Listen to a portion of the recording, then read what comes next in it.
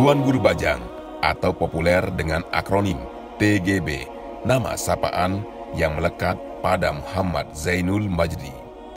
Sebutan yang lahir dari masyarakat terhadap sosoknya, seorang ahli agama atau tuan guru dalam sebutan masyarakat Lombok dengan usia muda atau bajang.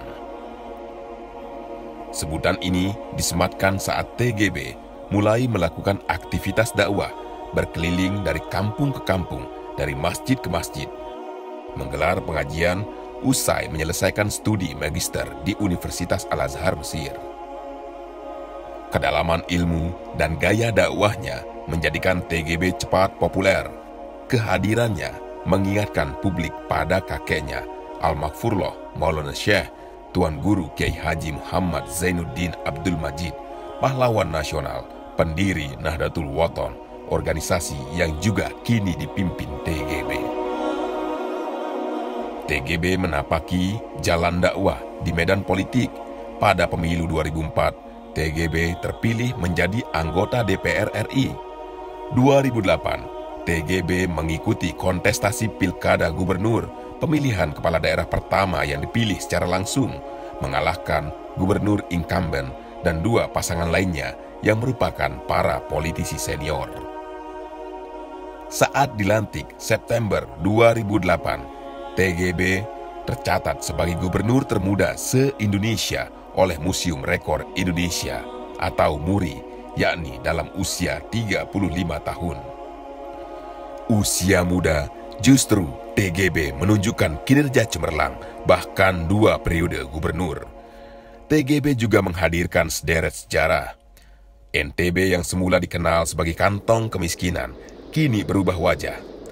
Angka kemiskinan saat mengakhiri jabatan turun menjadi 14%. Pariwisata jadi primadona.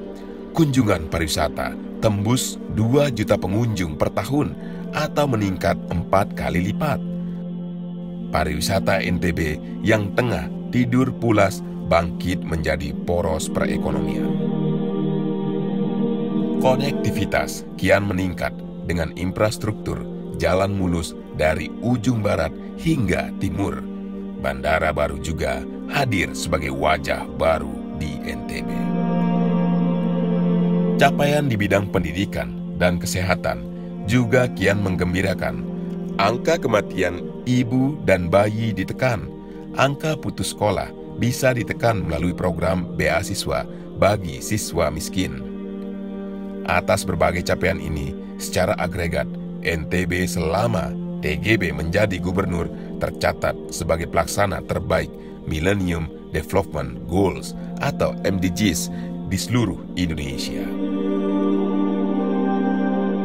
Menjadi gubernur dengan kinerja excellent tidak merubah wajah dan identitas TGB.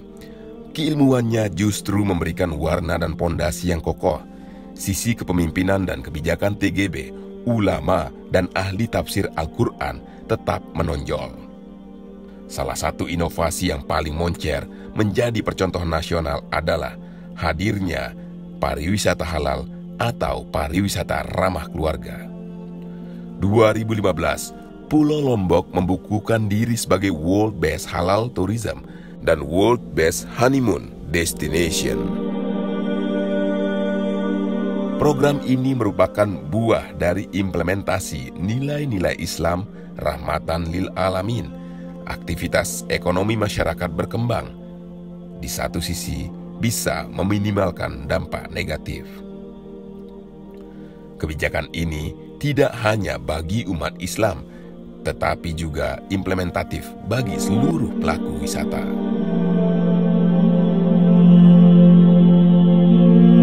Pembangunan Islamic Center sebagai simbol dan pusat aktivitas dan kajian keislaman juga dibangun. Fasilitas dan aktivitas yang dibangun megah di tengah pusat kota menjadi salah satu legasi dari visi TGB. Berbagai daurah dan holakoh dengan mendatangkan para ahli ilmu agama rutin digelar. Tokoh-tokoh Islam juga dihadirkan dan sederet ulama dan guru besar lainnya memperkaya khasanah keislaman di NTB yang berjuluk Bumi Seribu Masjid.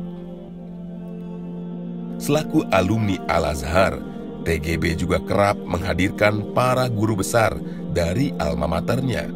Konferensi internasional dan multaqo nasional 4 alumni Al-Azhar digelar di Ballroom Islamic Center NTB. Acara ini dibuka oleh Presiden Republik Indonesia, Bapak Joko Widodo.